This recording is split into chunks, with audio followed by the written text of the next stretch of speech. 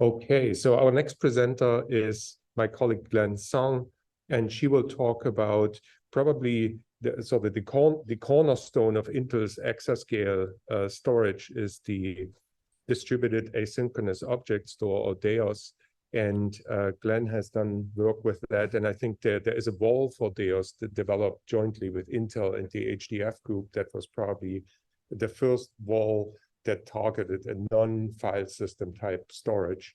And Glenn will tell you more about it in a Google cloud-based environment.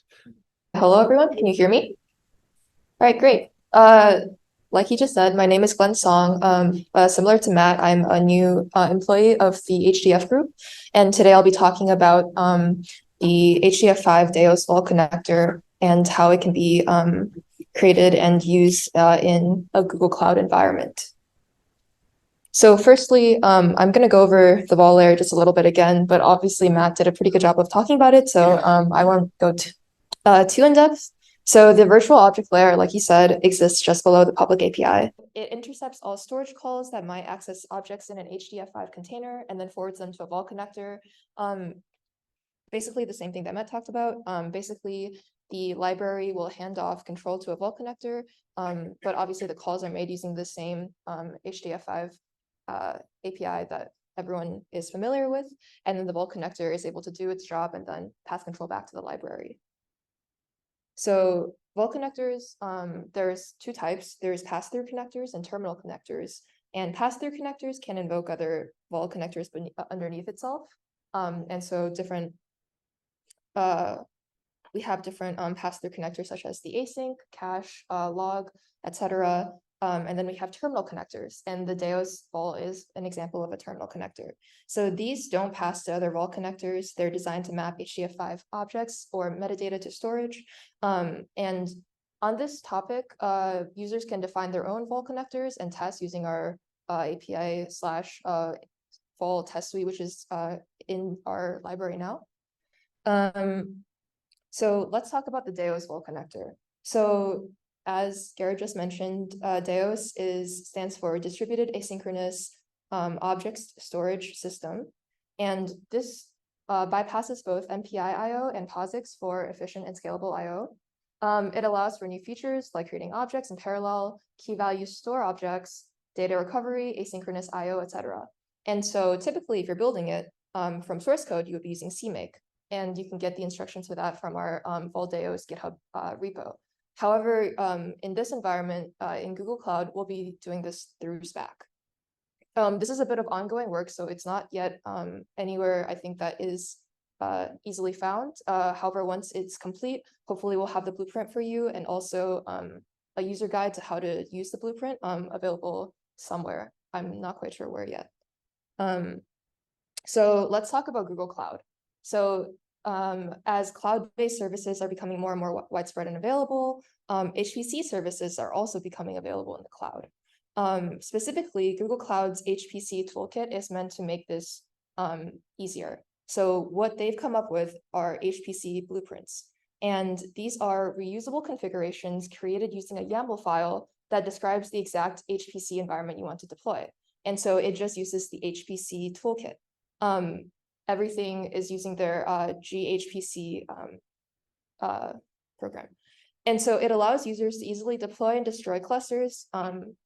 And so the current example I have is just creating a single client and server. However, you can do many different versions of that. So blueprints, if you look at them, they have three main parts. We have the blueprint name, we have deployment variables and deployment groups. So the blueprint name is important because that is what is going to be used for tracking usage and costs. The deployment variables are used to set variables specific to a deployment, and then those groups define groups of modules that will be deployed together.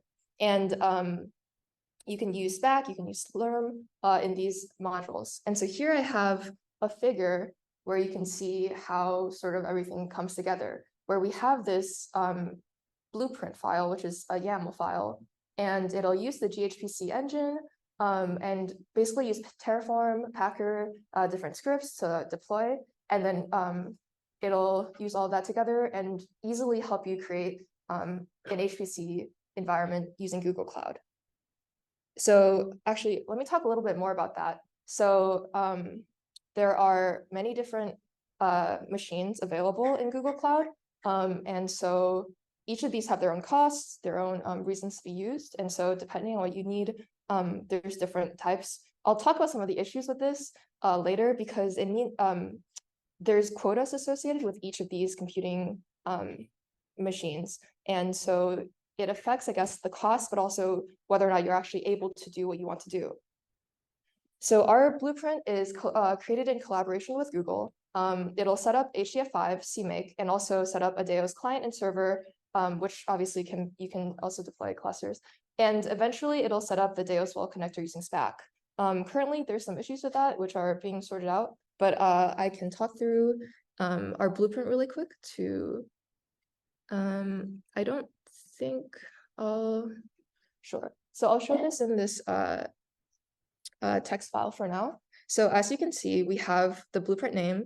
So you can typically, when you're using blueprints like this, you'll leave this variable blank, and the project ID you'll leave blank. And then when you are deploying your blueprint, that's when you'll set that variable. It makes it easier to reuse blueprints.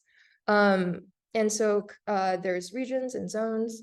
And so the way that this blueprint is meant to work is we have a SPAC builder, which will first be set up, and it will go through and use SPAC and basically get CMake, HDF5, and then also the DAOS wall connector working so that once it's all set up, it'll create all these environment variables, and then it'll destroy, and you can then directly SSH into the created DAOS instance. So common issues and concerns, there's a few of them. So the biggest issue I ran into are quota issues. It's hard to tell when you're running into quota issues sometimes. Obviously, so sometimes it does a good job of letting you know if you don't have the quota, and it'll run into issues, but sometimes it won't really tell you at all. So quota, I think, is a big concern if you're interested in HPC using Google Cloud.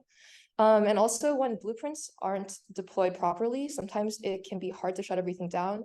You can go through and find all the different instances that have been deployed and sort of destroy everything yourself, but that can be a little troublesome. And sometimes, if you leave something running, it can be quite costly. So that's a concern with HPC in cloud-based environments. And so, and that's the last point, which was that if you're interested, you should always make sure everything is destroyed. Otherwise, you might be a little concerned when you check back the next day. And that is everything. Any questions? Thanks. Any questions for Glenn? Okay. So what is the driver for this work employing DAOS in Google Cloud? Because my understanding was that DAOS really gives you performance and all features, but you also need to use special storage, right? Special hardware to get to the fetch. But maybe there are some other things that the application will benefit from using DAOS. So what was driving this project? Well, so there are different drivers for Google and different drivers for us. So we can speak for Google, but for us, certainly it was after we had developed DAOS sort of more for traditional HPC type environments that had DAOS storage.